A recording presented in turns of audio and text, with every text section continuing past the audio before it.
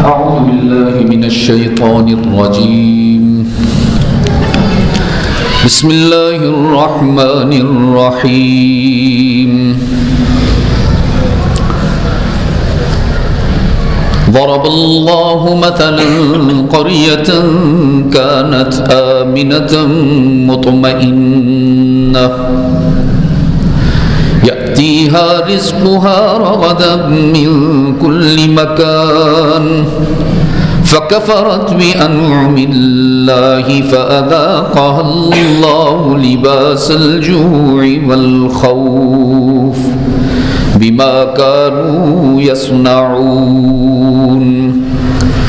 وقال الله تبارك وتعالى في مقام آخر: وعد الله الذين آمنوا منكم وعملوا الصالحات ليستخلفنهم في الأرض كما استخلف الذين من قبلهم وليمكنن لهم دينهم الذي ارتضى لهم وليبدلنهم من بعد خوفهم أمنا يعبدونني لا يشركون بي شيئا. صدق الله مولانا العظيم. وقال رسول الله صلى الله عليه وسلم: إن الله يرفع بهذا الكتاب أقواما ويضع به آخرين. وصدق رسوله النبي الأمي الكريم. ونحن على ذلك لمن الشاهدين والشاكرين والحمد لله رب العالمين. ارباب علم و دانش، محترم بزرگوں، عزیز دوستو، آج ہم یہاں جامع مسجد اقصی، کھڈا مارکیٹ، کراچی، سندھ، پاکستان میں نماز عشاء کے بعد مختصر سے وقت کے لیے اپنے رب کی رضا کی تلاش کر رہے ہیں. میں دعا گو ہوں کہ اللہ ہماری اس حاضری کو قبول فرمائے. آپ سب خوش نصیب ہیں کہ اللہ نے آپ کو اپنے گھر میں بٹھا کر اپنے دین کی بات سنوانے کا ارادہ فرمایا. بس یہ ہے کہ ہم ذرا نیت ٹھیک کر لیں. انما الاعمال بالنیات. ہر عمل سے پہلے کچھ دیر سوچیں کہ میں یہ عمل کیوں کر رہا ہوں. میں اگر کرسی پر بیٹھ کر بیان کر رہا ہوں، مجھے اپنی نیت پر نظر رکھنے کی ضرورت ہے.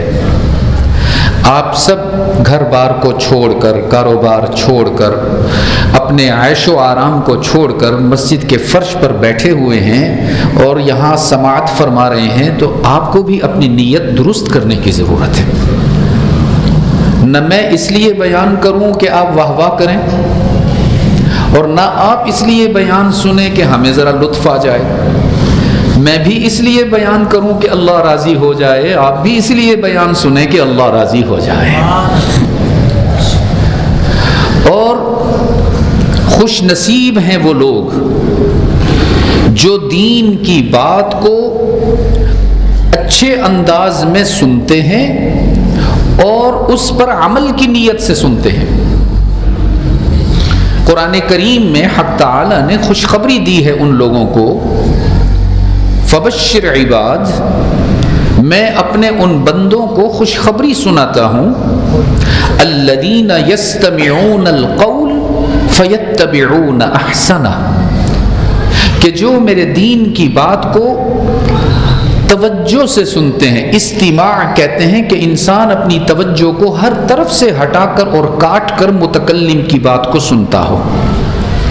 جیسے صحابہ کرام رضوان اللہ تعالی علیہم اجمعین کے بارے میں آتا تھا کہ وہ حضور اکرم صلی اللہ علیہ وسلم کی مبارک مجلس میں اس قدر ہمہ تن گوش ہوتے تھے کہ یوں لگتا تھا کہ وہ اپنے جسم کو بھی اتنا ساکت رکھتے تھے کہ یوں لگتا تھا جیسے ان کے سروں پر پرندے بیٹھے ہوئے ہیں کہ تھوڑا سا بھی ہلیں گے تو پرندہ اڑ جائے گا. اس قدر توجہ ہوتی تھی ان کی کہ ان کو یہ احساس بھی نہیں ہوتا تھا کہ ہم کتنی دیر سے ایک پیر پر بیٹھے ہوئے ہیں، ذرا پاؤں ہی تبدیل کر لیں. یستمعون، انتہائی توجہ سے بات سنیں. اور کیوں سنیں؟ فیتبعون احسنہ، کہ اس بات کو عمل میں لے آئیں اور بہت خوبصورت عمل کر کے دکھائیں. تو کیا خوشخبری ہے؟ اولئک الذین ھداھم اللہ، یہ وہ لوگ ہیں جن کے لیے اللہ جنت کا راستہ آسان کر دیتا ہے. وَأُولَئِكَ هُمْ أُولُو الْأَلْبَابِ. ہم تو اپنے آپ کو بہت عقل مند کہتے ہیں نا جی، کہ مجھ جیسا عقل مند کوئی نہیں. لیکن اللہ کس کو عقل مند کہتا ہے؟ کہ جو اللہ کے دین کی بات کو توجہ سے سنتا ہے اور پھر اس پر عمل شروع کر دیتا ہے، وہ اللہ کی نظر میں عقل مند بن جاتا ہے. تو ہم اس نیت سے بیٹھا کریں، جب بھی کوئی مجلس ہو، جب بھی کوئی جلسہ ہو، ہم جمعہ کے بیان میں بیٹھیں یا ہم گشت کے بیان میں بیٹھیں یا ہم تعلیم میں بیٹھیں، تو ہماری نیت یہی ہونی چاہیے کہ ہم جو اچھی بات سن رہے ہیں اس پر ہم انشاءاللہ عمل کریں. سب آپ کی بھی یہی نیت کرتے ہیں؟ آج کی مختصر سی گفتگو، کتنا وقت لینا ہے؟ آج کی مختصر سی گفتگو کے لیے میں نے قرآن کریم کی ایک آیت تلاوت کی ہے. 2 آیات تلاوت کی ہیں. پہلی آیت میں اللہ نے بتایا ہے کہ پاکستان کا مسئلہ کیا ہے. دوسری آیت میں اللہ نے بتایا ہے اس مسئلے کا حل کیا ہے. سمجھ رہے ہیں آپ میری بات؟ میں کوئی آپ کو 1400 سال پہلے نہیں لے کر جا رہا، میں آپ کو آج کی بات کرنے آیا ہوں. قرآن کریم عجیب اللہ کا کلام ہے عزیز دوستو. میں حیران ہوتا ہوں، دیکھو ہمارے گھنٹوں گزر جاتے ہیں فیس بک پر، گھنٹوں بیٹھے رہتے ہیں، ٹک ٹاک بنانے میں جان سے گزر جاتے ہیں اللہ کے بندے. یعنی ابھی پچھلے دنوں گجرانوالا ہے نا پنجاب میں، آپ نے نام سنا ہوگا، لاہور کے قریب 2 بہنوں کا آپس میں جھگڑا ہوا اور ایک نے دوسرے کو قتل کر دیا اسی ٹک ٹاک کی ویڈیو پر. تو گھنٹوں ہم ٹک ٹاک کو دے دیتے ہیں، گھنٹوں ہم یوٹیوب پر بیٹھے ہوتے ہیں، گھنٹوں ہم ٹاک شوز سنتے رہتے ہیں، گھنٹوں ہم پتہ نہیں کیا کچھ کرتے رہتے ہیں، لیکن ہمارے پاس چند منٹ نہیں ہوتے کہ ہم قرآن کو سمجھ لیں. میں کہا کرتا ہوں قرآن عجیب اللہ کا کلام ہے. یہ آپ سے گفتگو کرتا ہے، باتیں کرتا ہے، آپ کے مسائل کو سنتا ہے، پھر ان کا حل پیش کرتا ہے. تو اب ہم اگر اس کو پڑھیں گے نہیں، اس کو سمجھیں گے نہیں، اس کے قریب نہیں آئیں گے، تو پھر عزیز دوستو علاج موجود ہے، مسائل کا معلوم نہیں ہے ہمیں، تو مسائل حل نہیں ہوتے. آپ دیکھیں نا، میرے خیال ہے 74 75 یا 77 سال ہو گئے پاکستان کو بنے ہوئے، لیکن آپ دیکھیے تو صحیح، ہم ایک زرعی ملک ہیں. میں موریشس جاتا ہوں، چھوٹا سا ملک ہے افریقہ، بر اعظم افریقہ کا بالکل چھوٹا سا ملک ہے. میرا خیال ہے آپ یوں سمجھیے کہ آپ کا جو یہ ضلع جنوبی ہے نا، اس سے بھی چھوٹا ملک ہے. 15 لاکھ کی آبادی ہے صرف. 2.5 گھنٹے میں ہم پورے ملک کا چکر لگا لیتے ہیں گاڑی پر. لیکن اس کی کرنسی ہمارے ملک سے زیادہ مضبوط ہے. نہ وہاں بجلی کے لیے کوئی مسئلہ پیدا ہوتا ہے، نہ CNG ڈلوانے کے لیے لائن میں لگنا پڑتا ہے، نہ گیس کی لوڈ شیڈنگ ہے، نہ بجلی کی لوڈ شیڈنگ ہے، نہ وہاں چینی کے لیے قطاریں لگتی ہیں، نہ وہاں چاول کے لیے قطار لگتی ہے. ہم ایک زرعی ملک ہیں، ہمیں اللہ نے سب کچھ دیا ہوا ہے. میں 3 روز قبل پنجاب میں تھا، رحیم یار خان، بہاولپور، ملتان، وہاں پہ سالانہ جلسے تھے. آپ یقین فرمائیے اس قدر سردی تھی نا کہ سردی کا لفظ بھی کانپ رہا تھا وہاں پر. نہ ہیٹر سے جسم گرم ہو رہا تھا، نہ کمبل سے. تو میں نے کیا کیا، ملتان میں بیان سے قبل میں نے ساتھیوں سے کہا بھائی میرے تو ہاتھ پیر ایسے ٹھنڈے ہو رہے ہیں، میں بات کیسے کروں گا. انہوں نے کہا جی کیا کریں، گیس بھی نہیں ہے کہ ہیٹر چلائیں. میں نے کہا مجھے واک کرنے دو. میں نے 1.5 گھنٹہ واک کی، تب جا کے میرے جسم میں کچھ حرارت پیدا ہوئی، میں بیان کرنے کے قابل ہوا. یہاں سے 1.5 گھنٹے کی بھی فلائٹ نہیں ہے ملتان کی. اور اگر آپ راولپنڈی اسلام آباد چلے جائیں 2 گھنٹے کی فلائٹ، وہاں یخ بستہ ٹھنڈ ہے. اللہ نے اس ملک کو موسم دیے، ایک ہی وقت میں سب موسم، یہاں گرمی ہے، ادھر گوادر کی طرف جائیں تو اور گرمی ہے، سوئی کی طرف جائیں تو اور گرمی ہے، پنجاب کی طرف جائیں تو ٹھنڈک شروع ہو جاتی ہے، شمالی علاقہ جات کی طرف جائیں تو برف پڑی ہوئی ہے پہاڑوں کے اوپر۔ اللہ کا اتنا کرم دنیا میں کسی اور خطے پر نہیں ہے۔ آنکھوں دیکھی بات کر رہا ہوں، آپ میں سے جو ساتھی بیرون ملک جاتے ہیں وہ اس بات کو بہت اچھی طرح محسوس کر سکتے ہیں۔ اللہ نے جو ذائقہ ہمارے پھلوں کو دیا ہے دنیا میں کسی کو نہیں ملا۔ جو چاول ہمارا ہے دنیا میں ایسی خوشبو والا چاول نہیں ہے۔ جو گندم کی مٹھاس ہمارے ملک میں ہے دنیا میں ایسی گندم کسی ملک کی نہیں ہے۔ لیکن اس کے باوجود ہم کبھی گندم کے لیے بلکتے نظر آتے ہیں، کبھی چینی کے لیے قطاروں میں لگے نظر آتے ہیں، کبھی پیٹرول ختم ہو جاتا ہے، کبھی بجلی نہیں آ رہی ہوتی، کبھی گیس نہیں مل رہی ہوتی۔ لا الہ الا اللہ، یہ سب کچھ اتفاقیہ نہیں ہے، یہ بائی چانس نہیں ہے، یہ تقدیر نہیں ہے۔ یہ کیا ہے یہ عرض کرتا ہوں۔ فرمایا ضرب اللہ مثلا قریۃ کانت آمنۃ مطمئنہ، ضرب اللہ مثلا قریۃ کانت آمنۃ مطمئنہ۔ رب العالمین نے فرمایا ہم ایک بستی کی مثال تمہارے سامنے پیش کرنا چاہتے ہیں، ایک ایسی بستی جس کے رہنے والے ہم سے وفا کرتے تھے، ہم انہیں جزا دیتے تھے۔ وفا کرتے تھے کیا مطلب؟ کہ وہ اللہ کی ذات اور صفات میں اس کی مخلوقات میں سے کسی کی شرکت کو گوارا نہیں کرتے تھے، اللہ کے سوا کسی اور کے سامنے سجدے کو روا نہیں رکھتے تھے۔ انہیں اولاد چاہیے ہوتی تھی تو اللہ کے سامنے دامن پھیلایا کرتے، رزق میں اضافہ چاہیے ہوتا تو اللہ سے راتوں کو مانگا کرتے۔ حق تعالی نے فرمایا ضرب اللہ مثلا قریۃ کانت آمنۃ مطمئنہ، ہم نے ان کی وفاؤں کے بدلے میں ان کو جزا دیتے ہوئے بستی کو پرامن بنایا، مطمئن بنایا، پرسکون اور بے خوف بنایا۔ کسی کو لٹنے کا ڈر نہیں ہوا کرتا تھا، کسی کو اپنی جان کا خوف نہیں ہوا کرتا تھا، آپس میں محبت تھی، بھائی چارہ تھا، ہم آہنگی تھی، ایک دوسرے کے حقوق کی ادائیگی کے لیے اپنی جان نچھاور کر دیا کرتے تھے۔ اور اگر آپ اقصی مسجد کے روشن ضمیروں، اگر آپ یہاں قریتن کی جگہ پاکستان کا تصور کر لیں نا تو یہ ساری خوبیاں آپ کو اپنے ملک میں نظر آئیں گی۔ آج سے 30 35 40 سال قبل کا پاکستان اگر آپ اپنے تصور میں لے آئیں، اپنے بزرگوں سے پوچھیں تو یہی حالات تھے۔ ہمارے ملک کے انجینئرز دوسرے ممالک کی ایئر لائن بنا کر دیا کرتے تھے۔ یہ جو ایمریٹس ایئر لائن ہے اس وقت دنیا کی دوسری سب سے اچھی ایئر لائن ہے، اس ایمریٹس ایئر لائن کی بنیاد پاکستانی انجینئرز نے رکھی۔ آپ میں سے بہت سارے بزرگ ہمارے ایسے بیٹھے ہیں کہ جنہوں نے 100 روپے تولہ سونا بھی خریدا ہوگا، 10 روپے کلو گوشت بھی خریدا ہوگا۔ آپ میں بہت سارے ہمارے دوست ایسے بیٹھے ہیں جنہوں نے اس ملک میں مثالی امن بھی دیکھا ہوگا، لیکن آج رب العالمین نے فرمایا یأتیہا رزقہا رغدا من کل مکان، ہم نے اس بستی کو امن دیا، سکون دیا، اطمینان دیا، بھائی چارہ دیا، ہم آہنگی دی، اور ہم نے ان کو رزق کی فراوانی عطا کی، چاروں طرف سے رزق ان کے پاس کھچ کھچ کر آیا کرتا، وہ آگے آگے دوڑتے، رزق ان کے پیچھے پیچھے خادم بن کر چلتا تھا۔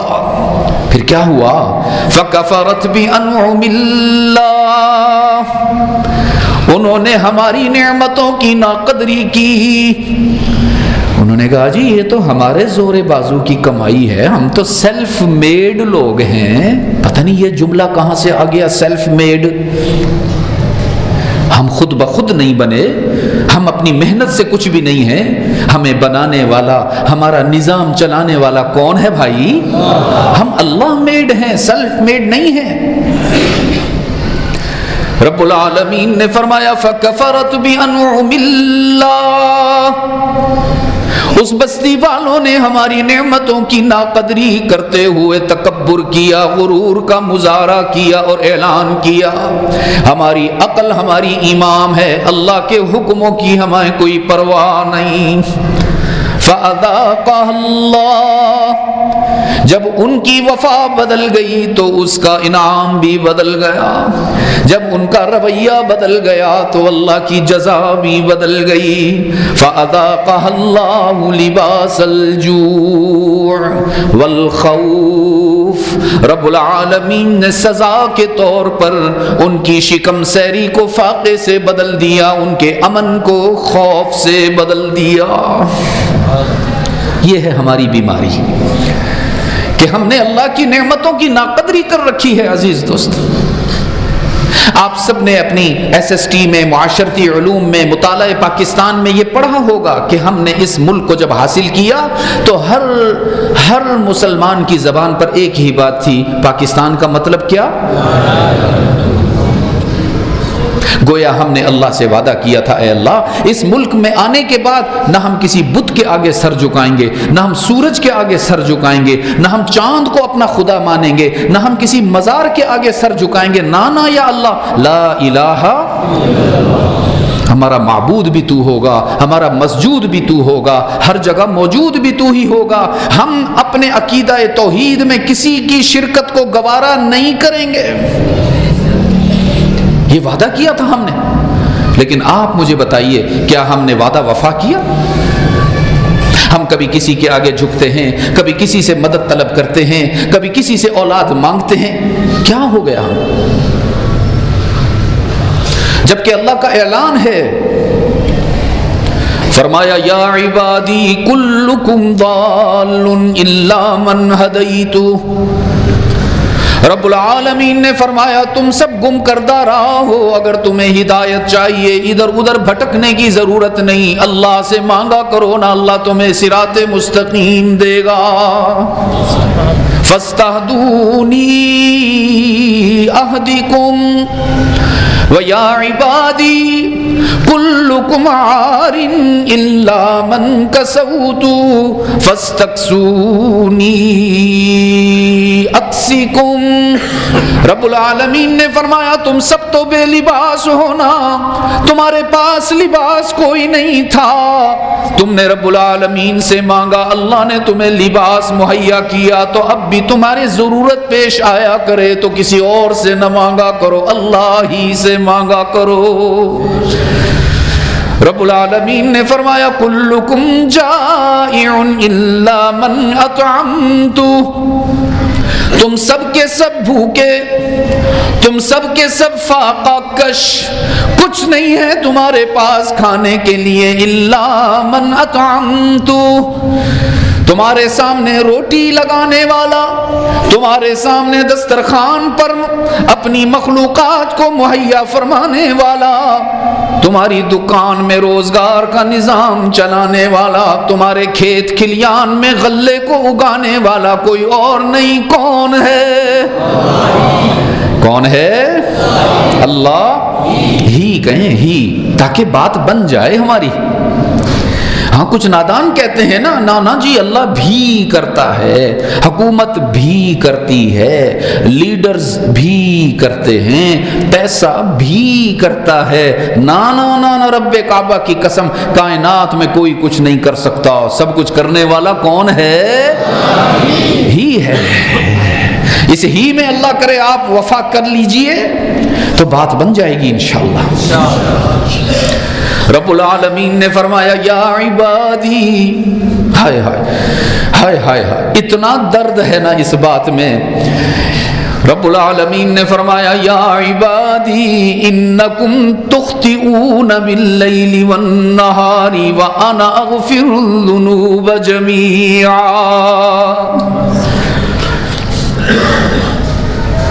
ساری دنیا سے اپنے گناہوں کو تم چھپا سکتے ہو، گھبراتے ہو میرے گناہوں کا علم کہیں میری اولاد کو نہ ہو جائے، میری خطاؤں کا پتہ کہیں والدین کو نہ چل جائے، اہل علاقہ سے بھی گناہوں کو چھپا لیتے ہو۔ رب العالمین نے فرمایا میرے سے تمہارے گناہ نہیں چھپتے ہیں، تم دن میں کرو تو بھی میں جانتا ہوں، تم رات میں کرو تو بھی میں جانتا ہوں، تم خلوت میں گناہ کرو تو بھی میں جانتا ہوں، تم جلوت میں خطائیں کرو تو بھی میں جانتا ہوں۔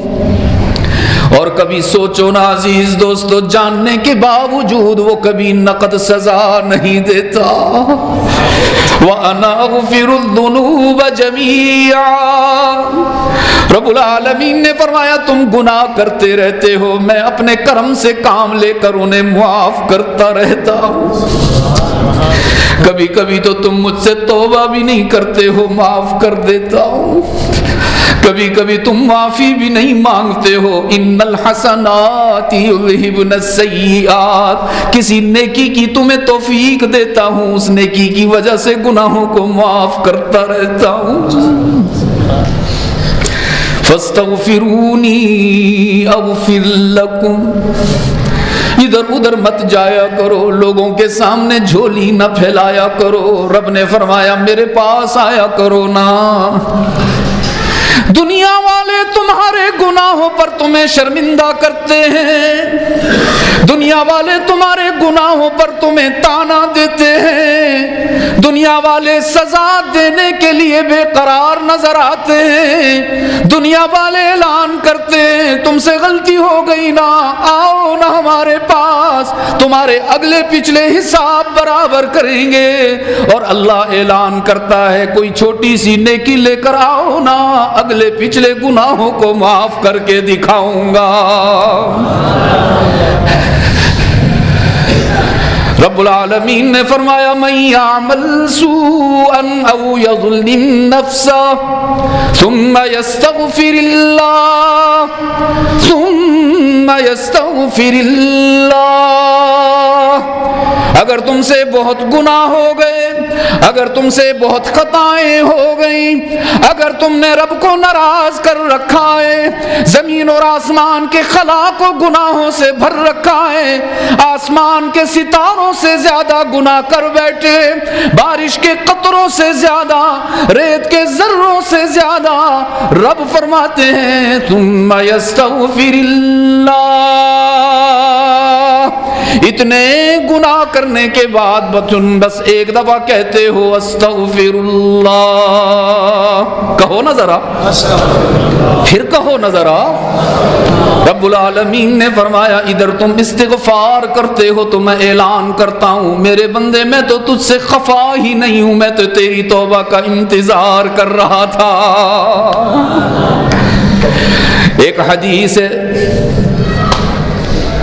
رحمت عالم صلی اللہ علیہ وسلم نے فرمایا، بخاری کی روایت ہے، حشر کے روز اللہ ایک گنہگار کو اپنے قریب بلائے گا جس کے نامہ اعمال میں کوئی بھی نیکی نہ ہوگی، کوئی بھی سجدہ نہ ہوگا، کوئی بھی استغفار نہیں ہوگا، ساری زندگی بغاوت میں گزار بیٹھا ہوگا، جوانی کے غرور میں، شباب کی مستی میں، دولت کی ترنگ میں، قدم قدم پر رب کو ناراض کیے ہوئے ہوگا۔ حق تعالی قیامت کے روز اسے اپنے قریب بلائیں گے۔ رحمت عالم نے فرمایا اس کو اتنا قریب فرمائیں گے کہ اللہ اور اس کی بات کوئی اور نہیں سن سکے گا، پھر اس پر ستاری کی چادر ڈال دیں گے، اس کا چہرہ بھی اللہ کسی کو نہیں دکھائیں گے، پھر حق تعالی اس سے فرمائیں گے او میرے بندے یاد ہے نا تو نے فلاں موقع پر میری نافرمانی کی تھی، اتعرف ذنب کذا، یاد ہے نا تو نے فلاں رات میں گناہ کر کے مجھے ناراض کیا تھا، اتعرف ذنب کذا، تو بھول گیا، تیرا رب نہیں بھول سکتا، تو سمجھتا تھا کسی کو پتہ نہیں چلا، تیرے رب سے تو کچھ بھی چھپ نہیں سکتا، اتعرف ذنب کذا، یاد ہے تجھے نہ فلاں گناہ، یاد ہے نہ تجھے فلاں خطا آج یاد دلا رہا ہوں تجھے. رحمت عالم نے فرمایا وہ گناہگار بہت شرمندہ ہوگا, اس قدر نادم ہوگا کہ اس کا جسم لرزہ برندام ہو جائے گا, اس کا دل چاہے گا کاش زمین پھٹ جائے میں اس میں زندہ دفن ہو جاؤں. رب العالمین کی رحمت جوش میں آئے گی, اس کی ندامت کو دیکھ کر, اس کی شرمندگی کو دیکھ کر حق تعالی اعلان فرمائیں گے سترتھا علیک فی الدنیا, میرے بندے تیرے گناہوں کو دنیا میں لوگوں سے چھپاتا رہا, تیری اولاد سے چھپاتا رہا, والدین سے چھپاتا رہا, اساتذہ سے بھی چھپاتا رہا, اہل علاقہ سے بھی چھپاتا رہا. آج میرے بارے میں تو کیا گمان رکھتا ہے کہ تجھے ذلیل کر دوں؟ میرا اعلان سن, اغفرها لک اليوم, جتنے مرضی تیرے گناہ تھے میں نے سارے معاف کر دیے. فاستغفرونی اغفر لکم. رب العالمین نے فرمایا ادھر ادھر نہ جایا کرو, میرے در پہ آیا کرو, میرے سامنے آنسو بہایا کرو, اپنا درد دل سنایا کرو, میرے سامنے دامن پھیلایا کرو. رب نے فرمایا تمہارے آنے میں دیر ہوگی, میرے راضی ہونے میں دیر نہیں ہوگی. میرے عزیز دوستو, میں کہا کرتا ہوں ہمارے رب میں کوئی کمی ہوتی تو ہم کسی اور کو معبود مانتے, ہمارے رب میں کوئی کمزوری ہوتی تو ہم کسی اور کی طرف توجہ کرتے. رب العالمین نے اعلان فرمایا الیس اللہ بکاف عبدا, میرے بندے تجھے مجھ میں کیا کمزوری نظر آ گئی؟ میں تو ہر لحاظ سے مکمل, زمانے کا گزرنا مجھے فرق نہیں پہنچا سکتا, دن رات کا آنا جانا اللہ کی جوانی میں فرق نہیں لا سکتا, مرور ایام بھی اللہ کو متاثر نہیں کر سکتے, دنیا کی طاقتیں بھی اللہ کے سامنے ذرے کی حیثیت بھی نہیں رکھتی. رب نے چیلنج دیا یا ایھا الناس ضرب مثل فاستمعوا له ان الذين تدعون من دون الله لن يخلقوا ذبابا ولو اجتمعوا له. تم متاثر ہو جاتے ہو نا, فلاں ملک نے یہ کر دیا, او جی فلاں حکومت نے یہ کر دیا, او جی ان کے پاس ہتھیار بہت زیادہ, ارے ان کے پاس اسباب بہت زیادہ.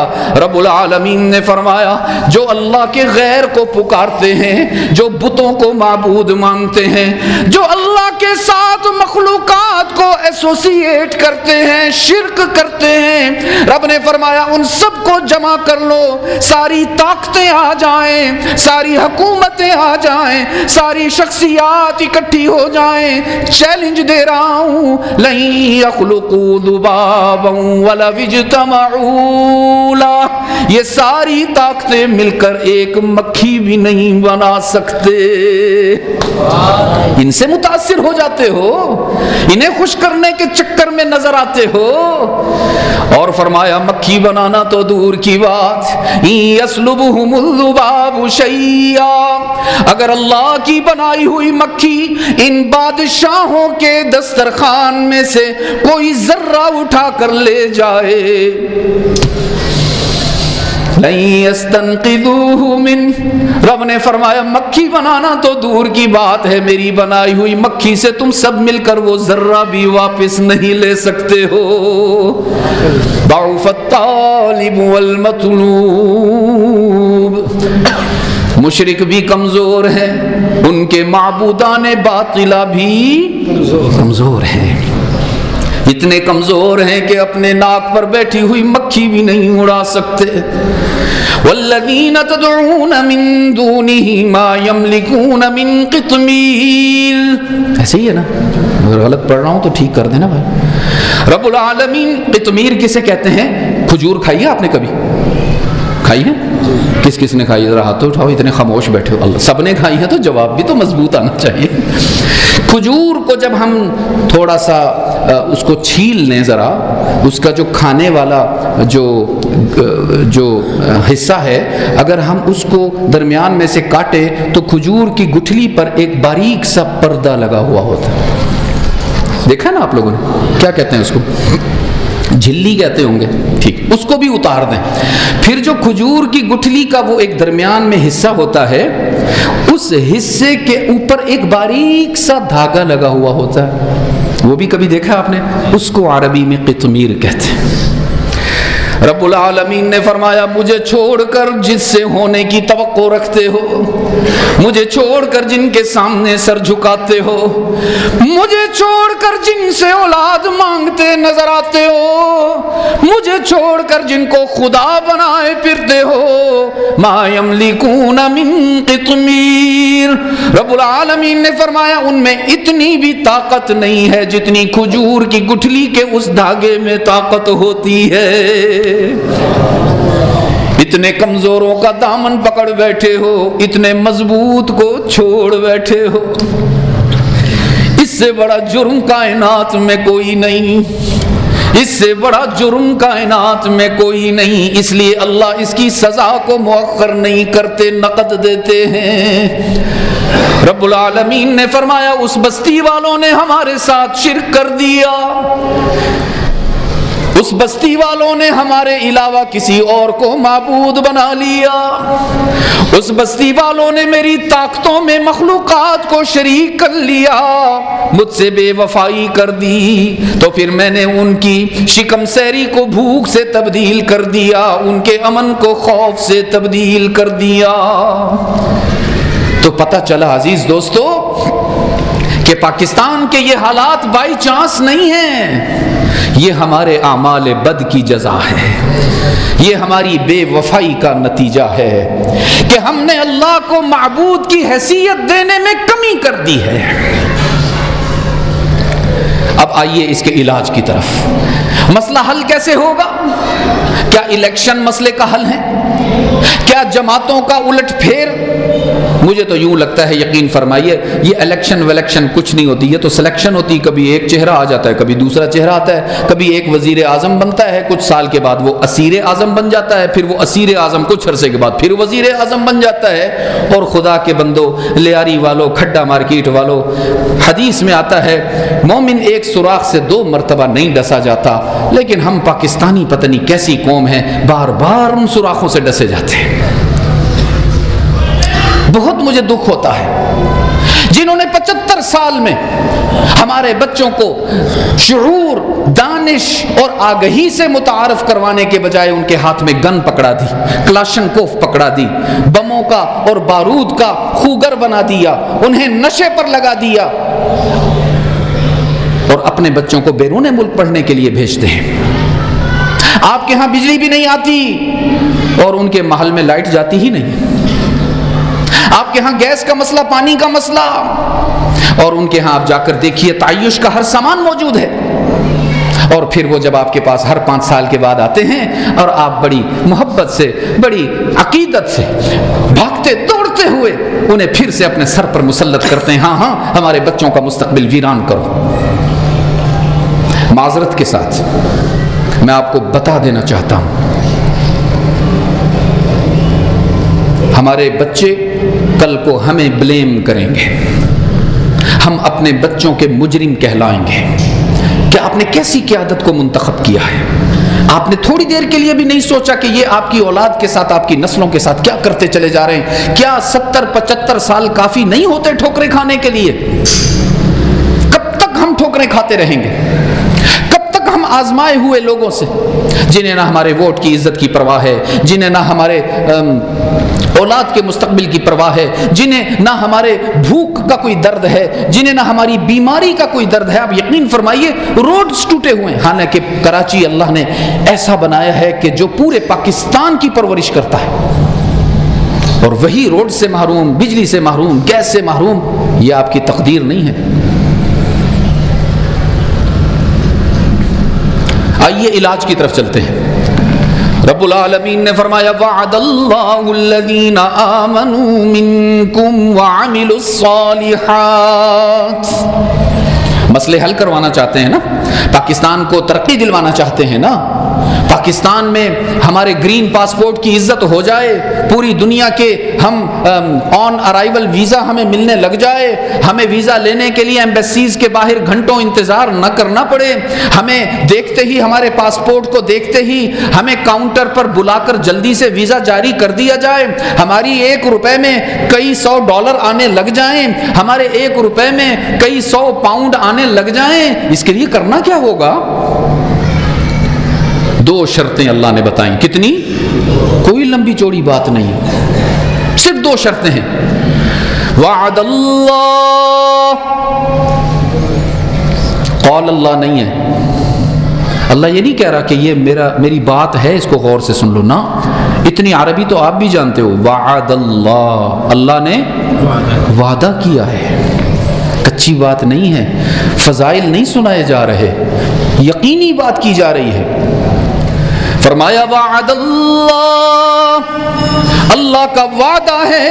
الذین آمنوا، سب سے پہلی شرط، الذین آمنوا، جو اللہ کی ذات اور صفات میں اس کی مخلوقات میں سے کسی کو شریک نہیں کریں گے، جو توحید کا دامن پختگی سے تھامے رکھیں گے، جو توحید میں شرک کی ملاوٹ نہیں کریں گے، جو اپنے ماتھے کو کسی اور کے سامنے جھکا کر کم قیمت اور بے قیمت نہیں کریں گے. وعد اللہ الذین آمنوا منکم، پہلی شرط کہ عقیدہ توحید میں پختہ ہوں گے، اللہ کی ذات، اس کی صفات، اس کی طاقت، اس کی قدرت میں کسی کو شریک نہیں کریں گے. یہ پہلی شرط ہے، یاد رکھنا. اور دوسری شرط وَعَمِلُوا الصَّالِحَاتِ، اپنی عقل کو امام نہیں بنائیں گے، امام محمد مصطفیٰ کو بنائیں گے صلی اللہ علیہ وسلم. وہ نہیں کریں گے جو رواج کہتا ہے، وہ نہیں کریں گے جو عقل کہتی ہے، وہ نہیں کریں گے جو دوست کہتے ہیں. رب العالمین نے فرمایا زندگی ایسے گزاریں گے جیسے محمد کہتا ہے. 2 شرطیں. اور عزیز دوستو یاد رکھنا، رب العالمین نے دعویٰ کیا ہے لقد کان لکم فی رسول اللہ اسوۃ حسنہ. اسوۃ، یہ حسنہ کس کو کہتے ہیں؟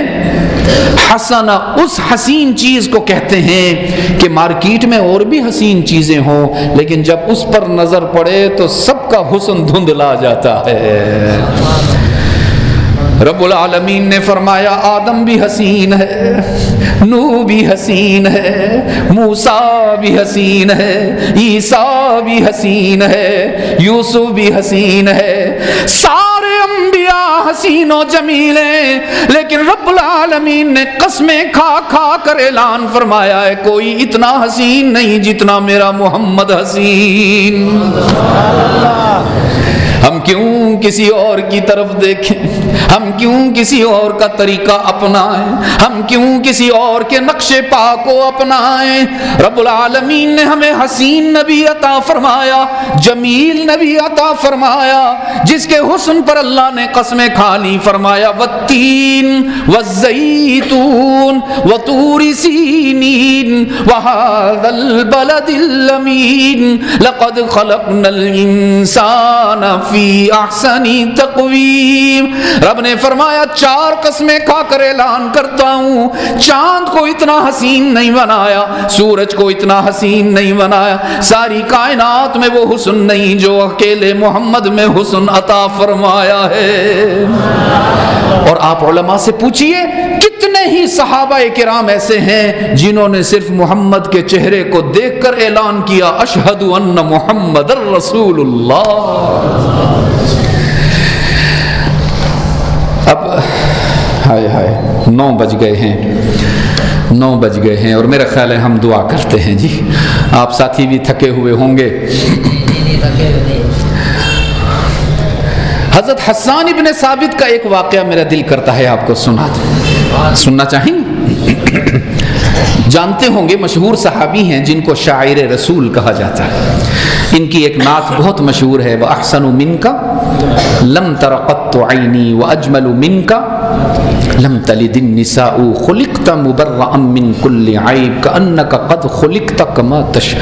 لیکن یہ نعت انہوں نے بہت بعد میں کہی تھی، اسلام قبول کرنے کے بعد کہی تھی.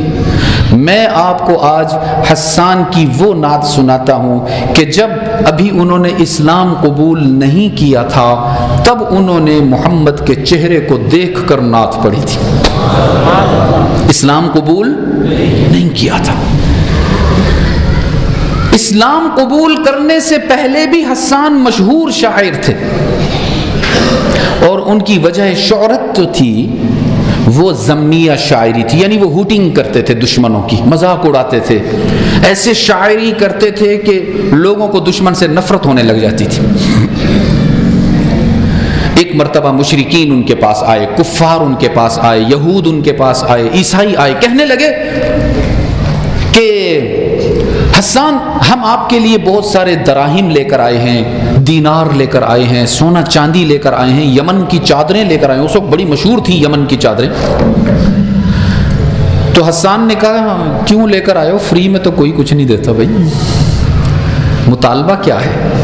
کہنے لگے مطالبہ یہ ہے کہ آپ نا محمد کے خلاف شعر بنا صلی اللہ یہ اس وقت کی بات ہے جب حسان مسلمان نہیں ہوئے تھے، یہ ذہن میں رکھنا. حسان نے کہا ٹھیک ہے، میرا تو کام ہی یہی ہے، شاعری کروں گا. کہنے لگے ایسی شاعری کرو لوگ محمد سے محبت نہ کریں، نفرت کریں. میں کر لوں گا شاعری، یہ تو میرے بائیں ہاتھ کا کھیل ہے. لیکن کہنے لگے دیکھو محمد ہمسایہ تمہارا ہے، رشتہ دار تمہارا ہے، رہتا تمہارے اندر ہے، اٹھتا بیٹھتا کھاتا پیتا تمہارے اندر ہے.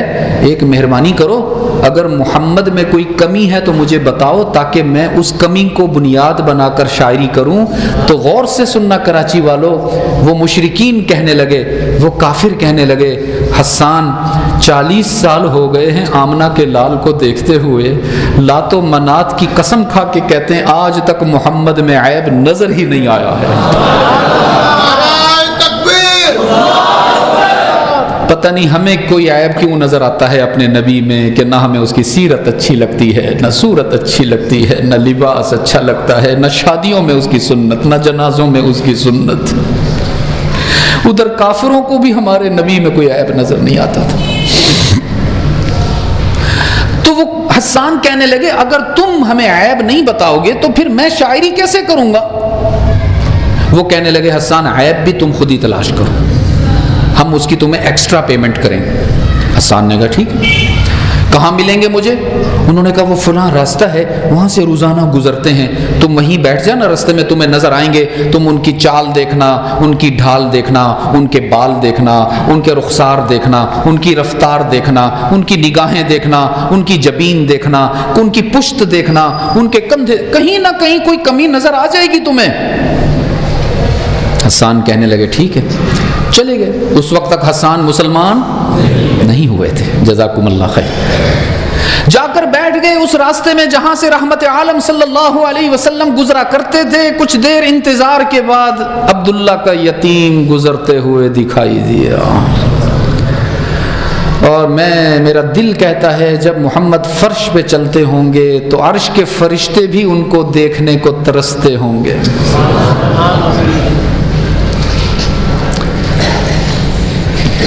رحمت عالم صلی اللہ علیہ وسلم وہاں سے گزرے. ان کو نہیں پتا کہ حسان کیوں بیٹھا ہوا ہے، وہ تو اپنے معمول کے مطابق جا رہے ہیں اللہ کی حمد اور تسبیح کرتے ہوئے.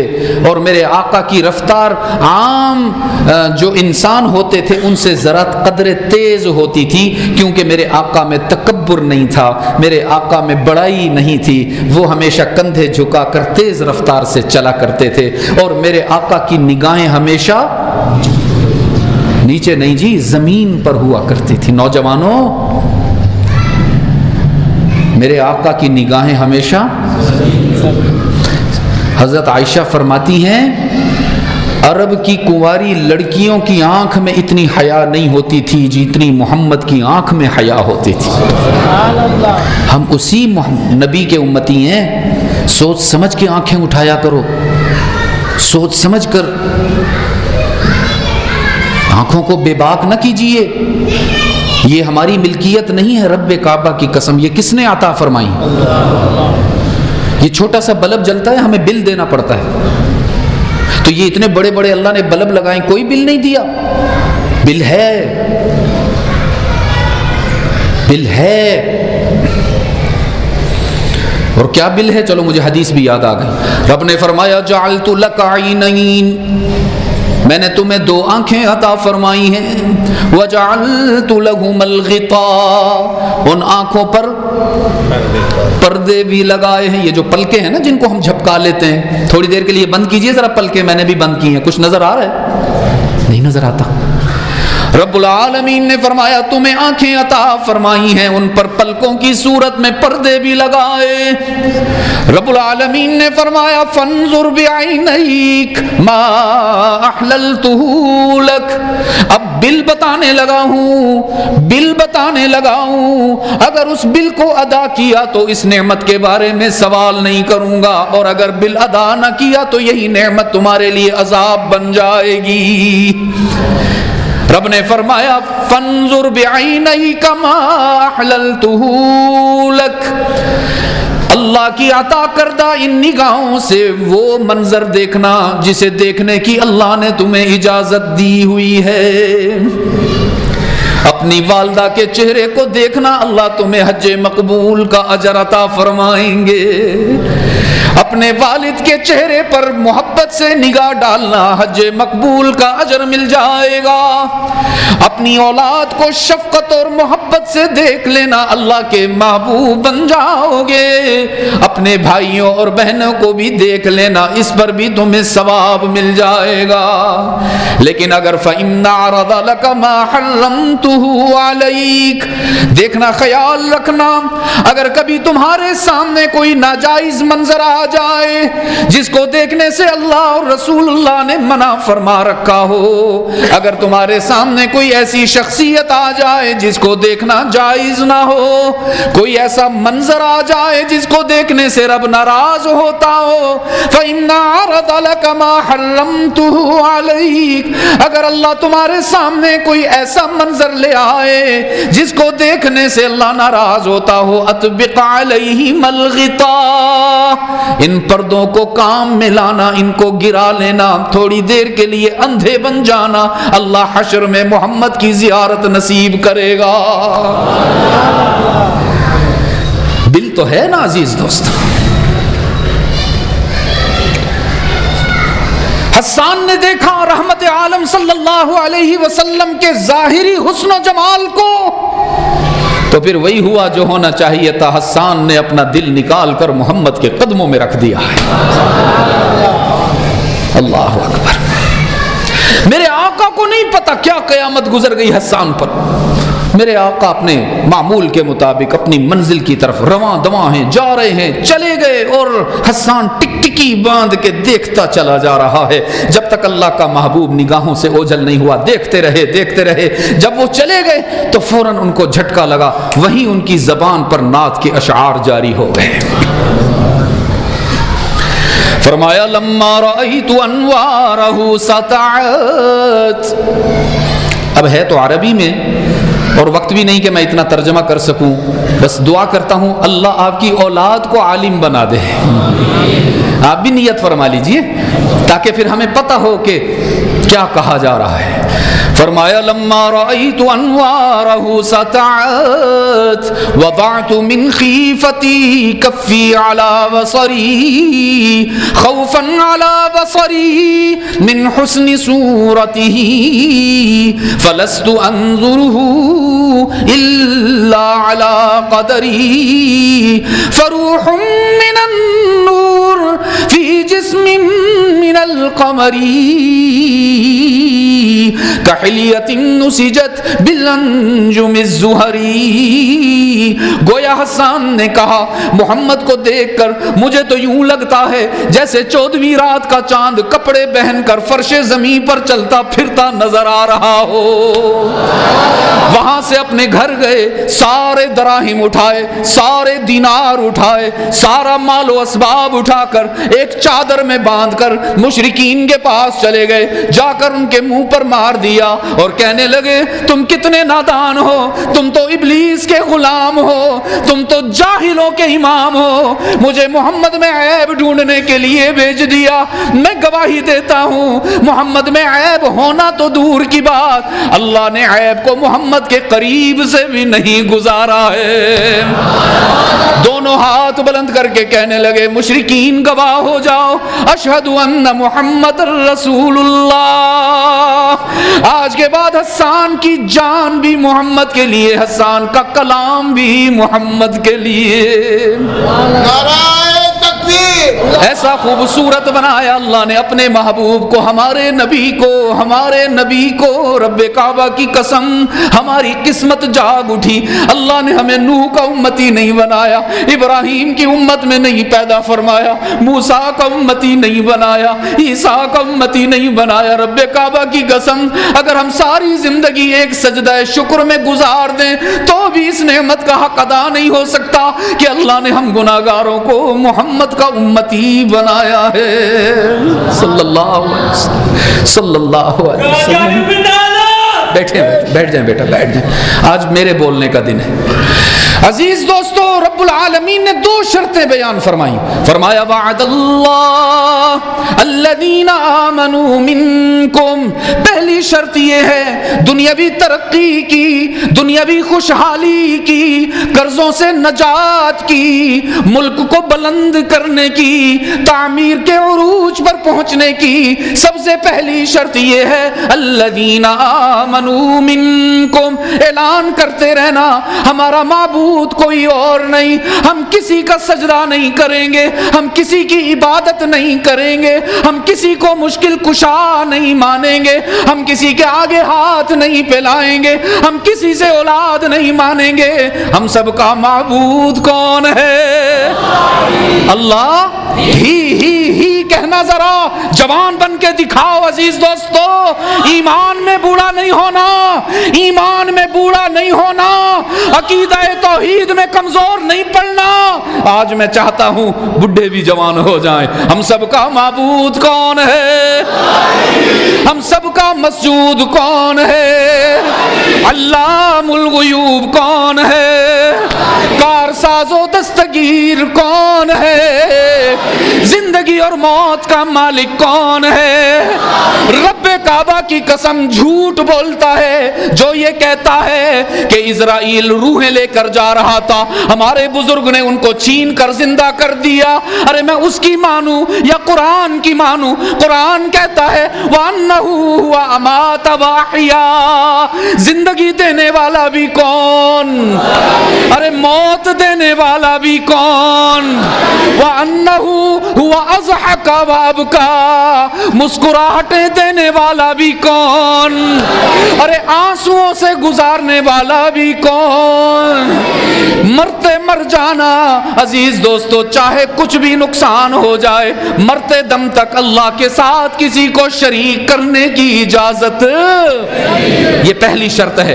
اور دوسری شرط فرمایا وَعَمِلُوا الصَّالِحَاتِ، زندگی گزارتے ہوئے ہر قدم پر، ہر لمحے میں، ہر سانس میں جیسے اس کا اہتمام کریں گے کہ اللہ ہم سے ناراض نہ ہو، ویسے ہی اہتمام ہوگا کہ محمد مصطفیٰ بھی ہم سے خفا۔ پھر کیا ہوگا؟ رب نے فرمایا لَيَسْتَخْلِفَنَّهُمْ فِي الْأَرْضِ، صرف ایم این اے نہیں بناؤں گا، صرف ایم پی اے نہیں بناؤں گا، صرف پاکستان کا وزیر اعظم نہیں بناؤں گا، لَيَسْتَخْلِفَنَّهُمْ فِي الْأَرْضِ، ساری کائنات میں تمہیں خلافت عطا فرماؤں گا۔ ماضی دیکھ لیجئے نا، تاریخ پڑھ لیجئے اسلامی، جب تک یہ دو شرطیں پوری ہوتی رہیں اللہ نے پوری کائنات پر مسلمانوں کو حکمرانی عطا فرمائی۔ فاروق اعظم رضی اللہ تعالی عنہ، ایک مرتبہ مدینہ میں زلزلہ آیا، زمین کپ کپانے لگی تو ان کے ہاتھ میں درہ تھا، چابک تھا، کوڑا تھا، اٹھا کر زمین پر مارا اور فرمانے لگے گھبراتی کیوں ہو، کپ کپاتی کیوں ہو, لرزتی کیوں ہو؟ کیا عمر نے تیرے سینے پر انصاف کر کے رب کو اور محمد کو راضی نہیں کر رکھا؟ اور صحابہ فرماتے ہیں یہ کہنے کی دیر تھی, زمین ایسے پرسکون ہو گئی جیسے سمندر کا وسط پرسکون ہوا کرتا ہے. جب آپ اللہ کو راضی کریں گے, اپنے محبوب کی اتباع کریں گے, اللہ پوری کائنات کو آپ کے قدموں میں رکھیں گے.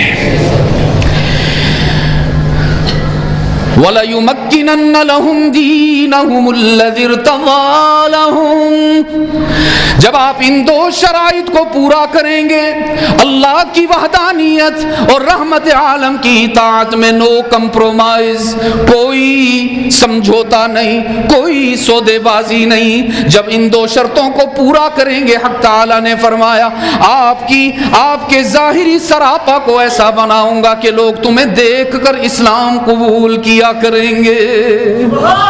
اس لیے صحابہ کرام جب کہیں جایا کرتے تھے تو لمبی لمبی تقریریں نہیں کیا کرتے تھے, ایک جملہ کہتے تھے, کونو مثلنا, ہماری طرح ہو جاؤ بس اللہ راضی ہو جائے گا. میرے عزیز دوستو, رب العالمین کی طرف سے قرآن کریم میں ہمارے مسائل کی وجہ بھی بیان کی گئی ہے اور ان مسائل کا علاج بھی بیان کیا گیا ہے. وجہ یہ ہے کہ ہم نے اللہ سے کیا ہوا وعدہ پورا نہیں کیا. ہم نے رب سے وعدہ کیا تھا کہ اس ملک کو ہم نے کلمہ طیبہ کی بنیاد پر حاصل کیا ہے, تو ہمارا وعدہ ہے کہ اس ملک کو پاک بنا کے رکھیں گے. یہی وعدہ کیا تھا نا. کیا نام ہے اس ملک کا؟ کیا نام ہے؟ پاکستان, پاکیزہ جگہ. وعدہ کیا تھا ہم نے, یہاں جھوٹ نہیں بولیں گے, دھوکہ نہیں دیں گے, بہنوں کا حق نہیں دبائیں گے, جو غلط فیصلے نہیں کریں گے, اور جھوٹی گواہیاں نہیں دیں گے, چوریاں نہیں کریں گے, ڈاکہ نہیں ڈالیں گے, گالم گلوچ نہیں کریں گے, کہ ان چیزوں سے ملک ناپاک ہو جایا کرتے ہیں. لیکن آپ مجھے بتاؤ, کیا ہم نے وعدہ وفا کیا یا بے وفائی کر دی؟ بڑی چوری کی کھا گئے. ہاں, بڑی بے وفائی کر بیٹھے. اس لیے عزیز دوستو, ہوش کے ناخن لیجئے, اپنی اولاد کے لیے ایک اچھا ملک چھوڑیے, اپنی نسلوں کے لیے اچھے فیصلے کر کے جائیے, نادان مت بنیے. اگر 2008 یہ اپنا کیا نام ہے 24 کے الیکشن آ رہے ہیں, اگر ووٹ دینے کا موقع ملتا ہے تو خدا را تھوڑا سا شعور سے کام لیجئے. ان لوگوں کو ووٹ دیجئے جن کو آپ آزما چکے ہیں, جو آپ کے اعتماد پر پورا اترتے ہیں, جو آپ کی امانت میں خیانت نہیں کرتے ہیں, جو آپ کی غمی اور خوشی میں ہر وقت آپ کے ساتھ ساتھ کھڑے ہوتے ہیں. کبھی آپ کے جنازے پڑھاتے ہیں, کبھی آپ کے نکاح پڑھاتے ہیں, کبھی آپ کے بچوں کے کان میں اذان دیتے ہیں, آپ ان کے پاس بچوں کو لے کر جاتے ہیں, وہ بچوں کو حافظ بناتے ہیں, ان کا وقت ضائع نہیں کرتے ہیں. آپ ان کو اپنی زکوٰۃ دیتے ہیں, وہ 1 روپیہ اپنی ذات پر نہیں لگاتے, اس زکوٰۃ سے دین کے کام کی اشاعت کر رہے ہوتے ہیں. ارے بھائی, باقی سارے معاملات میں علماء پر اعتماد کرتے ہو تو خدا را اس حوالے سے بھی اعتماد کر لیجئے. انشاءاللہ علماء آپ کو مایوس نہیں کریں گے. سب اس کی نیت کرتے ہو نا انشاءاللہ.